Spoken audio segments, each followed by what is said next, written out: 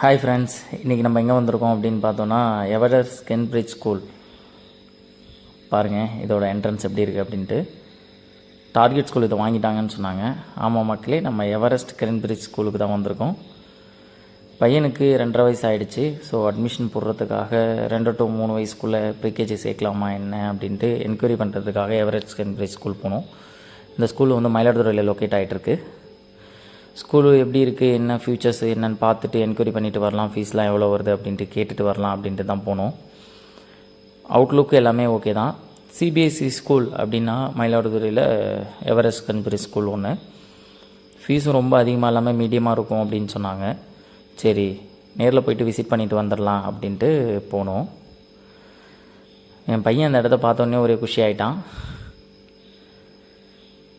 சரி வாங்க போகலாம், உள்ளே போய்ட்டு ஸ்கூலு எப்படி இருக்குது என்னன்றதை வியூ பண்ணுவோம். வியூ பண்ணிவிட்டு சிபிஎஸ்சியில் சேர்க்கலாமா மெட்ரிக்கில் சேர்க்கலாமா அப்படின்ற கன்ஃபியூஷன் எங்களுக்கு இருந்துக்கிட்டே இருக்குது. ஸோ நம்ம நேராகவே ஸ்கூலை விசிட் பண்ணி சிபிஎஸ்சியா இல்லை மெட்ரிக்கா என்னன்னு டிசைட் பண்ணிடலாம். ஏன்னா நான்லாம் வந்து மெட்ரிக் தான் படித்தேன், அப்புறம் கவர்மெண்ட் ஸ்கூலில் படித்தேன். சரி, பையனுக்கு எப்படி மெட்ரிக்கில் சேர்க்கலாமா இல்லை சிபிஎஸ்சியில் சேர்க்கலாமான்னு ஒரே கன்ஃபியூஷனு. நல்ல எஜுகேஷன், நம்ம கஷ்டப்பட்டாலும் பிள்ளைங்களை சிபிஎஸ்சியில் இல்லை மெட்ரிக் எங்கே படித்தாலும் ஒரு நல்ல ஸ்கூலாக பார்த்து சேர்த்து விட்டுடலாம், அவங்களோட லைஃப் மேட்டர் ஆச்சு அப்படின்ட்டு விசிட் பண்ண வந்தோம். ரோடெலாம் நல்லா நீட்டாக போட்டிருந்தாங்க. என்ட்ரன்ஸில் இதை மாதிரி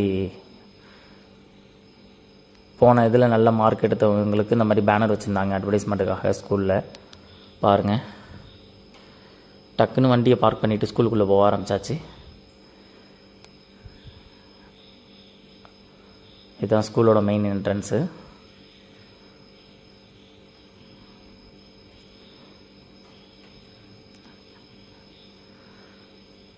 வால் குட்டி செப்பலை கையில் எடுக்க ஆரம்பிச்சிருச்சு. போட்டுட்டு உள்ளே வாடா அப்படின்னு சொல்லி அவனை அழைச்சிட்டு உள்ளே நேராக போனோம். போன உடனே ஆஃபீஸ் ரூம் ரைட் சைடில் இருந்துச்சு.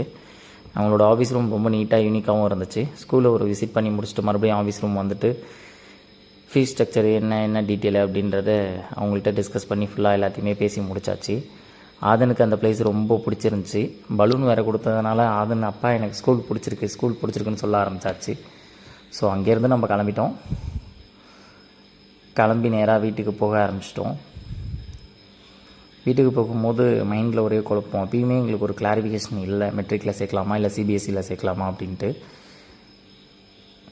ஏன்னா சிபிஎஸ்சியில் வந்து காஸ்ட்டு கொஞ்சம் அதிகமாக வருது, மெட்ரிக்கில் கம்பேர் பண்ணும்போது கொஞ்சம் கூடவே இருக்குது காஸ்ட்டு. ஒரே கன்ஃபியூஷனாக இருக்குது. எல்லோரும் சிபிஎஸ்சியே ஓகே தான், அங்கேயே சேருங்க அப்படின்ற மாதிரி சொல்கிறாங்க. என்ன பண்ணலாம் என்னன்ற கன்ஃபியூஷனோடு அப்படியே ஆதனை கூட்டிகிட்டு வந்தேன். ஆனால் ஆதன் என்ன சொல்கிறான் அப்படின்னா, அப்பா இந்த ஸ்கூல் பிடிச்சிருக்குப்பா அப்படின்ற மாதிரி சொன்னான்.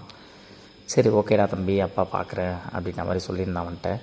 அவன் 2 பலூன் எடுத்துகிட்டு ஹாப்பியாக வந்துட்டு இருந்தான். பாருங்கள் சந்தோஷத்தை,